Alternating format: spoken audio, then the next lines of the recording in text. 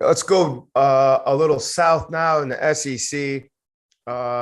If the Big Ten had a big surprise today, it was business as usual for the Georgia Bulldogs, aka the White Walkers.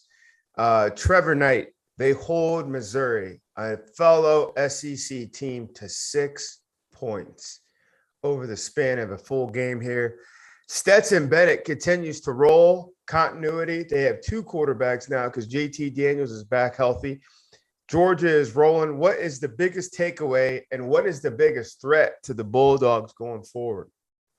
The biggest takeaway is this. Number one, your comment of sending the entire defense for Georgia to New York for the Heisman ceremony continues to sound better and better and better. You don't even have to turn on the TV and you know what you're going to get out of that defense. And that type of confidence, even as a viewer and as a fan, is hard to come by. You can plug and play the quarterbacks. We've been talking about that for weeks. You saw both of them play today.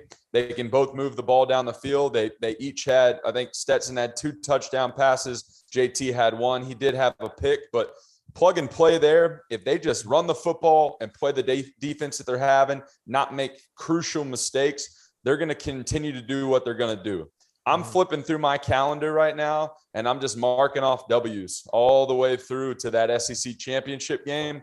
And that's where we can potentially, and I'm saying that very lightly, potentially have somebody even give Georgia a threat.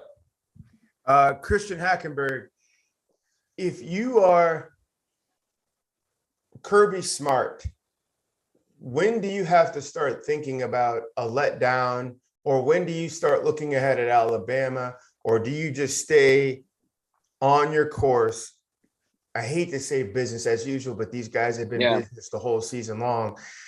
As Kirby Smart, and let me just run this past you, Hack. And this is the numbers I'm giving you is what they allowed each week defensively.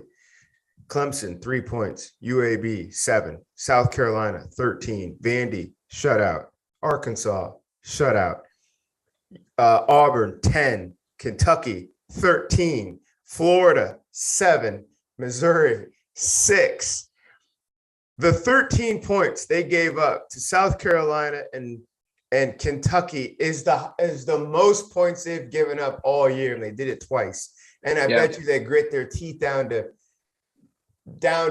sawdust for doing that. What is the thinking if you're Kirby Smart and his office? What is the thinking going forward? Do you have to protect or do you stay attacking? No, I think they stay aggressive. And I think to kind of answer that second question that you brought up to Trevor and expand upon it, I think the only thing that's going to stop Georgia is themselves. And it's very rare you get to say that about a college football team in today's world with the distribution of talent and how unpredictable it is when you sit there and, like we're talking, like Purdue, they beat Iowa and then they get let down by the next week and they get beat by like a Northwestern or whoever the hell it was. But it's a team that, based upon how they played, they shouldn't have gotten beat by. And then they come out and they straight up go blow for blow and beat a really, really good Michigan State team. It's like, that's the unpredictability and the variability that you're used to seeing in college football from a week-to-week basis. Georgia just doesn't do it. I mean, like you said, I think Georgia's given up 6 touchdowns through 10 weeks in the SEC. I mean, I can't think of another defense that's done that since I've been alive. And that's going back. I mean, like, that's insane, man. And like I said, I think the biggest threat to them is themselves. And for Kirby Smart, I think it would be unwise to expect anything less, to let off the brakes, to look forward, to do anything like that. I just try my best as a coach to keep these guys in whatever mindset that they're in, because it's unheard of and it's exceptional. And it's, for people who love football, it's beautiful. And I think they've really found a great system down there. They found a great rhythm and they're staying in it, and they're staying in it better than anybody else in the country right now. And hopefully they can carry it out for the next, 4 to 8 weeks, however long it is, until that national championship game, because I think they can really do something super special. So, for me, like I said, I think it's only thing stopping Georgia is going to be Georgia. This is a cool question here. Thank you, Dagan.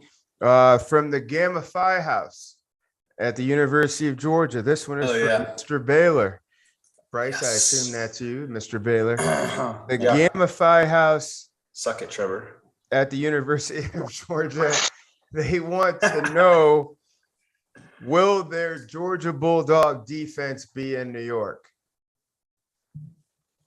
Will their Georgia Bulldog defense be in New York? I would love to see it. I know that there's never been a unit to ever go to New York. We've seen a couple of defensive guys have the opportunity to go there. But again, to y'all's point, what we've done is, and what we've seen rather as college football fans is unprecedented. And especially in a day and age too, where there's so much, again, just like in the NFL, there's so much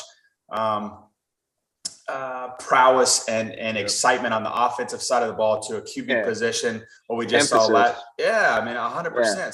So what we are seeing in this day and age, especially we're about to, they've already played Arkansas, Kendall Briles, who again is that kind of run and shoot offense behind Coach Briles. We're about to see it playing against Tennessee next week with Heupel and what he's done there in that offensive scheme as well. You're seeing, offenses that are built to put up points and do with tempo. So it's not just this kind of 3-yard cloud of dust to what they're doing. I mean, these guys are playing defense at such a high level against a lot of different offensive schemes. And man, they just get you off schedule. They make you frustrated. They make you turn the football over. They put you, especially if you watch their special teams too, their special teams is really good. I mean, you're putting guys at, 10, 15 yard line coming out. So I think, to the Gamma House, or whoever asked that. The Gamma Phi House, University of Georgia. Sweet. Thank you, Chelsea or Brittany or whoever that was. But I think I can see your dogs being on top in New York. Yeah. So just to cap this out, and I'm just gonna jump ball this question.